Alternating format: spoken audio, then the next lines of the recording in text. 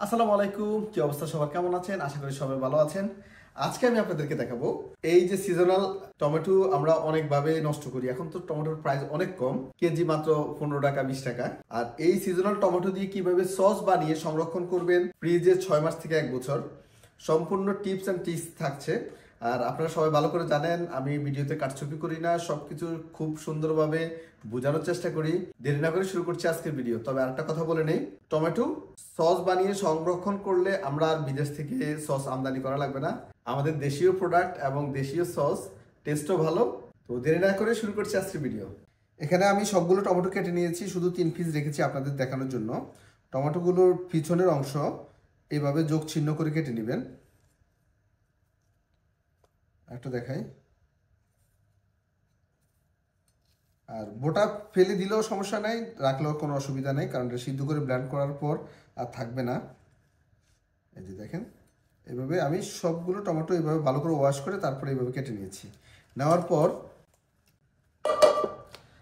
আমি একটা পাতিলায় টমেটোগুলো নিয়ে নিয়েছি। এই যে এখানে দেখেন, এখানে আমি 1 পিস রসুন ছিলে নিয়েছি কয়েক কোষ, আর কয়েক পিস আস্ত লাল মরিচ। এটা হচ্ছে কাঁচা লাল মরিচ, এটা কিন্তু শুকনা না। আপনারা চাইলে শুকনা মরিচটাও দিতে পারেন, কোনো অসুবিধা নেই, তবে কাঁচাটা দিলে সসের ফ্লেভারটা ভালো আসবে। তারপর দিচ্ছি 1 টেবিল স্পুন লবণ। তারপর আমি পানি দিয়ে দিচ্ছি এখানে 1 লিটার।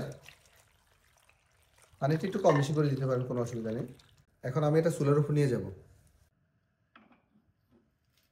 চুলাতে দিয়ে আমি তারপর ঢাকনা দিয়ে 10 মিনিটের মতো রেখে দেবো, এতে করে টমেটোগুলো একেবারে নরম হয়ে যাবে। আর এই সময়টায় আসলে চুলার আঁচ মিডিয়াম করে রাখবেন। তারপর আমি নেক্সট স্টেপগুলো দেখাচ্ছি। আমি প্রায় 12 মিনিট পর ঢাকনাটা খুলতেছি।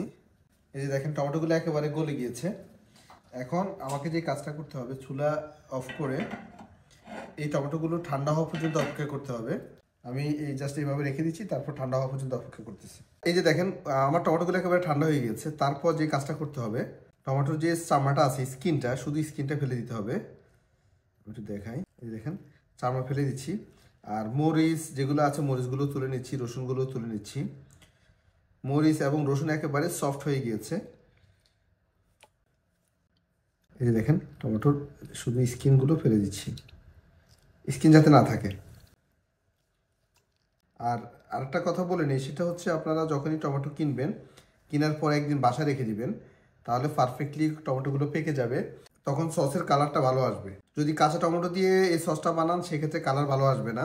অনেকে আবার কালার ইউজ করে, ফ্রুটস কালার, সেটাও ইউজ করতে পারেন, সমস্যা নেই। তবে ফ্রুটস কালার আমি ব্যক্তিগতভাবে সাজেস্ট করি না, যেহেতু বাসায় খাবো, এমন তো না আমাদের ব্যবসা যে কালার হতেই হবে।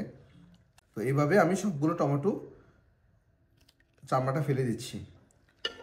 এই যে দেখেন, আমি টমেটোগুলো একদম ফুললি স্কিন আউট করে নিয়েছি, খোসাটা ছেড়ে নিয়েছি। আর এখানে যে পানিটা আছে, সে পানিটাও পারা যাবে না, এটাও কাজে লাগবে। আমি পানিটা স্টেন করে নিচ্ছি। পানির ভিতরে যাতে কোনো আঁশ না থাকে, কোনো খোসা না থাকে, সেদিকটি একটু নজর রাখবেন, তাহলে সসটা বেশি স্মুথ হবে। আচ্ছা, এখন আমি চুলাতে চলে যাচ্ছি নেক্সট স্টেপটা দেখানোর জন্য। প্রথমে আমি একটি পাতিলায় 1/2 কাপ নর্মাল পানি দিয়ে দিয়েছি। তারপর এই পানিতে 1 কাপ সুগার, আরও 1/2 কাপ, মোট 1.5 কাপ সুগার দিয়েছি। এখন সুগারের পরিমাণটা একটু কম বেশি করে দিতে পারেন, তবে এখানে একটু কথা আছে। সুগারটা মূলত প্রিজারভেটিভের কাজ করবে। সুগার যদি কম দেন, সেক্ষেত্রে তাড়াতাড়ি নষ্ট হওয়ার একটা সম্ভাবনা থাকে। এখন সুগারটা মোটামুটি ক্যারামেল হওয়া পর্যন্ত অপেক্ষা করতে হবে। তারপরে সুগারের সাথে আমি 2 পিস দারচিনি দিয়ে দিচ্ছি, আর 4-5 পিস তেজপাতা, আর দিচ্ছি কিছু কালো গোলমরিচ ক্রাশ করে, আর একটু সাদা গোলমরিচ। এই কালো গোলমরিচ এবং সাদা গোলমরিচ যদি ইনস্ট্যান্ট ক্রাশ করে দেন, সেক্ষেত্রে হচ্ছে আপনার গ্রানটা অনেক চমৎকার আসবে। কালো গোলমরিচ এবং সাদা গোলমরিচ ক্রাশ করে রাখলে গ্রানটা নষ্ট হয়ে যায়। এই যে দেখেন, এখানে কিন্তু আপনার ক্যারামেল যখন হবে, তখন বেশিক্ষণ লেট করা যাবে না, তাহলে তিতে হয়ে যাবে। অবশ্যই খেয়াল রাখবেন, যখন দেখবেন যে সুগার থেকে, মানে চিনির ক্যারামেল থেকে ধোঁয়া বাইর হচ্ছে, একটু হালকা গোল্ডেন কালার চলে আসছে, অতিরিক্ত গোল্ডেন কালার করবেন না, তখন সিরকা দিয়ে দিবেন, ভিনেগার 250 ml।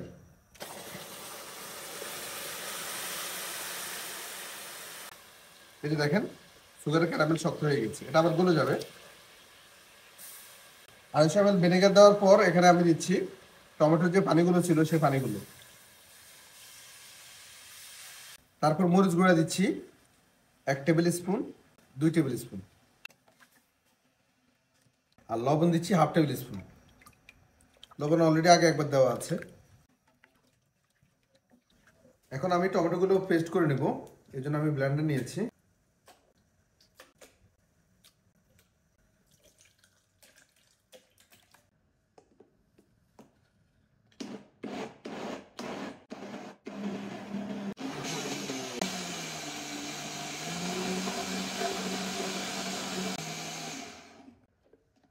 বাস আমার টমেটোটা পেস্ট করা হয়ে গেছে। এখন আমি পাতিলে টমেটোটা অ্যাড করব। অলরেডি টমেটো সসের গ্রান চলে আসছে।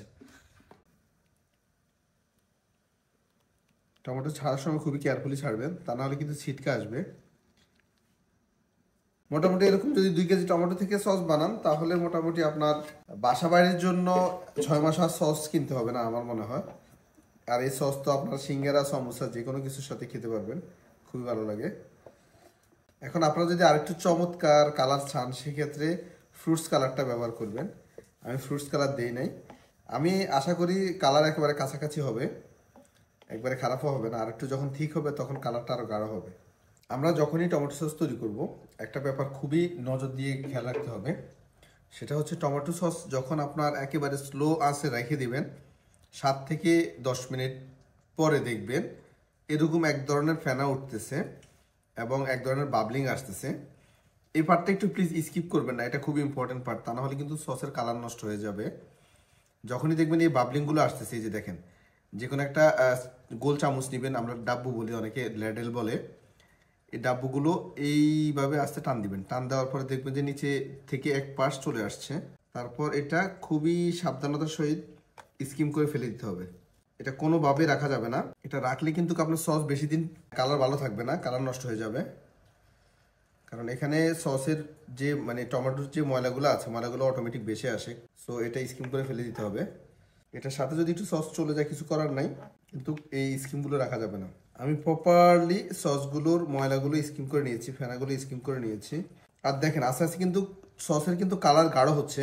সস যত জাল দিবেন তত কালার গাঢ় হবে। এখন ব্যক্তিগতভাবে আমি আপনাদেরকে একটা সাজেস্ট করব, সেটা হচ্ছে যদি আপনারা ব্যবসা করার জন্য এই সসটা তৈরি করেন, সেক্ষেত্রে এটা জাল দিবেন অন্তত 2 ঘন্টা, একদম স্লো আছে 2 ঘন্টা জাল দিবেন। জাল দিলে কি হবে, এই টমেটোর যে দানাগুলো আছে সেই দানাগুলো একেবারেই গলে যাবে, একেবারেই হচ্ছে আপনার সফট হয়ে গলে যাবে। আর যদি বাসা বাড়ির জন্য করেন, সেক্ষেত্রে কি করবেন, আধা ঘন্টা জাল দিলে চলবে। আধা ঘন্টা জাল দেওয়ার পর আপনার টমেটোর যে কণাগুলো আছে সেই কণাগুলো মোটামুটি সফট হয়ে যাবে। তারপর কর্নফ্লাওয়ার অ্যাড করবেন। আমি দেখাচ্ছি কিভাবে অ্যাড করবেন। তারপর আমি এখানে 1/2 কাপ কর্নফ্লাওয়ার নিয়ে নিয়েছি, অ্যারারুট অথবা কর্নফ্লাওয়ার, আর সাথে আমি 1/2 কাপ পানিও দিয়ে দিচ্ছি। তারপর এটা ভালো করে মিক্স করে নিচ্ছি। এখন সসের সাথে অ্যাড করে দেব। এই কর্নফ্লাওয়ার যখন সসে অ্যাড করবেন, তখন চুলার আঁচটা একটু বাড়িয়ে দিবেন। কারণ চুলার আঁচ যদি কম থাকে তাহলে কিন্তু কর্নফ্লাওয়ার সঙ্গে সঙ্গে ঘন হবে না। এই জন্য চুলার আঁচটা একটু বাড়িয়ে দিচ্ছি। যখন সসটা আবার গরম করবেন, দেখবেন যে আবার ফেনা আসতেছে, সেই ফেনাগুলো আবার স্কিম করে তুলে ফেলবেন। এই স্কিম করা কিন্তু আপনার বন্ধ করা যাবে না। যতক্ষণ পর্যন্ত এই ফেনাগুলো আসবে, ততক্ষণ পর্যন্ত আপনাকে বারবার এই সসের ফেনাগুলো স্কিম করে ফেলে দিতে হবে। তাহলে সসের কালার একেবারে চকচকা হবে। আমরা বোতলে সসটা যখন নেই, তখন দেখি কালার খুবই সুন্দর। তার কারণটা হচ্ছে এই মেশিনে ওনারা এই সসটার ফেনাগুলো স্কিম করে ফেলে। আচ্ছা, এটা যখন একেবারে পানি যখন একেবারে বাবলিং এ আসবে, তারপর কর্নফ্লাওয়ার গুলো দিয়ে দিচ্ছি।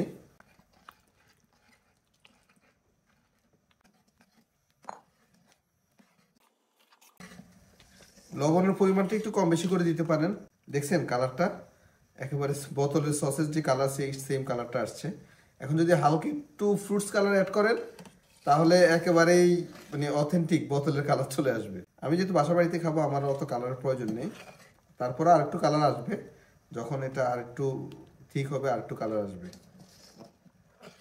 কর্নফ্লাওয়ার দেওয়ার পর 10 মিনিট সিদ্ধ করে তারপর কি করবেন, এটা একেবারে ঠান্ডা করে নর্মাল চিলারে ঢুকিয়ে রাখবেন। পরদিন নেক্সট স্টেপটা আমি দেখাচ্ছি। পরদিন অলরেডি সস রেডি হয়ে গেছে, বাট প্রসেস করার কিছু নিয়ম আছে, নিয়মগুলো আমি নেক্সট স্টেপে দেখাচ্ছি একদিন পরে। আমি একদিন পর সসগুলো একেবারে ঠান্ডা করে নিয়েছি। এই যে দেখেন সসটা অনেকটা ঘন দেখাচ্ছে, কিন্তু এটা ঘন থাকবে না। এটা এভাবে একটু মিক্স করে নিতে হবে। আর আপনাদেরকে একটা কথা বলে নিই, যদি আপনারা এই তেজপাতা এবং দারচিনির গন্ধটা যে গ্রানটা যদি পছন্দ না করেন, সেক্ষেত্রে তেজপাতা এবং দারচিনি ইউজ করবেন না, তাহলে সসের নর্মাল যেই টমেটোর যে গ্রান সেই গ্রানটাই পাবেন। আমি তেজপাতা এবং দারচিনি দিয়েছি একটু এক্সেপশনাল হওয়ার জন্য। এইভাবে সস তৈরি করলে দেখা গেছে যে আপনার সিঙ্গারা সমোসা বা হচ্ছে কোনো স্ন্যাক্সের সাথে নুডলসের সাথে খেতে ভালো লাগে, এই জন্য দিয়েছি। তো এখন যে কাজটা করবেন, এখন লাস্ট স্টেপ, তারপর একটা ফাইন ছাঁকনি নিয়ে সসগুলো ছেঁকে নেবেন। এখন হয়তোবা অনেকে বলতে পারেন যে আমার সসগুলোর কালারটা একটু ভালো আসে নাই। আসলে মূলত আমি ফ্রুটস কালার যেটা, সেই কালারটা ইউজ করি নাই। আমি যদি ফ্রুটস কালার ইউজ করতাম, এখানে শুধু দেখার ব্যাপারটা, আর অন্য কিছু না। ফ্রুটস কালার ইউজ করলে আপনার দেখতে অনেকটা চকচকা লাল হইতো, আপনার দেখতে সুন্দর লাগতো। আর যেহেতু আমি বাসায় খাবো, এই জন্য আমার ফ্রুটস কালারের প্রয়োজন নেই। ফ্রুটস কালার ইউজ করলে যদি ফ্রুট গ্রেডেড হয় তাহলে কোনো অসুবিধা নেই। আর এমনিতে বাজারে অনেক আনহেলদি ফ্রুটস কালার পাওয়া যায়। সো এইভাবে আমি সবগুলো পরে ছেঁকে নিব। আমি আপনাদেরকে দেখানোর জন্য ভিডিও অলরেডি লং হয়ে গিয়েছে। অলরেডি আমার টমেটো সস হয়ে গিয়েছে, এই সসটা আমার রেডি হয়ে গেছে। এখন আমি সংরক্ষণ পদ্ধতিটা আপনাদের সাথে শেয়ার করতেছি। তারপর আমি একটি ডিব্বাতে ঢেলে রাখতেছি। এখন অনেকেরই অনেক ধরনের প্রশ্ন যে সস কয়দিন রাখা যাবে, কিভাবে রাখবো, A to Z ডিটেলস আমি আপনাদের সাথে বলতেছি। এই সস সংরক্ষণ করবেন এরকম একটা ছোট যদি জারে রাখেন, ছোট জারে যদি রাখেন তাহলে আপনার 2 মাস পর্যন্ত, মানে যেহেতু ইউজ করলে 2 মাস পর্যন্ত অটোমেটিকলি সংরক্ষণ করতে পারবেন। আর যদি ইউজ না করেন, অর্থাৎ জারে রাখার পর এমনিতে শুধু রেখে দিবেন, তাহলে অনায়াসে একেবারে মিনিমাম 4 মাস রাখতে পারবেন। তবে যদি ইউজ করলে বারবার খোলা হয়, চামচ ঢোকা হয়, সেক্ষেত্রে 2 মাস পর্যন্ত সময় ঠিক আছে, এর বেশি রাখা ঠিক হবে না। আর যদি আপনারা ডিপ ফ্রিজে রাখেন 6 মাস পর্যন্ত সংরক্ষণ করতে পারবেন। যেহেতু এখানে আলাদা কোনো প্রিজারভেটিভ দেওয়া হয়নি, এখানে 2টা প্রিজারভেটিভ আইটেম আছে, একটা হচ্ছে আপনার ভিনিগার আর একটা সুগার। এই 2টা হচ্ছে প্রিজারভেটিভের কাজ করবে, আর আলাদা কোনো কেমিক্যাল দেওয়া নাই, আর আলাদা কোনো রঙও দেওয়া নাই। আমি খুবই ন্যাচারাল ভাবে তৈরি করেছি। অনেকের রিকোয়েস্ট ছিল যে টমেটো সসটা নিয়ে একটা ভিডিও করার জন্য। হ্যাঁ, আরেকটা কথা বলে নেই, যদি আপনারা টমেটোর ফ্লেভারটা খুবই স্ট্রং পছন্দ করেন, সেক্ষেত্রে টমেটো পিউরি পাওয়া যায়, tomato paste, 1 can tomato paste দিয়ে দিবেন, তাহলে টমেটোর ফ্লেভার আরো স্ট্রং হবে। আর আমি যে সসটা তৈরি করেছি এটা মূলত হচ্ছে একেবারে কি বলে ঘরোয়া যে টমেটো সসটা, ওরকম একটা ফিল আসবে আপনার সিঙ্গারা, সমোসা, স্প্রিং রোল, নুডলস, এই জাতীয় নাস্তার সাথে এই সসটা খুব ভালোভাবে খেতে পারবেন। তারপরে স্যান্ডউইচের সাথে এগুলো খুবই ভালো লাগবে। এই জন্য আমি এই রেসিপিটা আমি আপনাদের সাথে শেয়ার করেছি। এরপরে হচ্ছে ইনশাল্লাহ আর পরবর্তীতে আরো chilli sauce, garlic chilli sauce, অন্যান্য রেস্টুরেন্টে যে স্পেশাল যে সিক্রেট সসগুলো থাকে সেগুলো ইনশাল্লাহ ভিডিও শেয়ার করব। আর আজকের ভিডিও এই পর্যন্তই। দোয়া করবেন আমার জন্য যাতে আমি সুস্থ থাকি, আরো নতুন নতুন রেসিপি আপনার সাথে শেয়ার করব। আল্লাহ হাফিজ।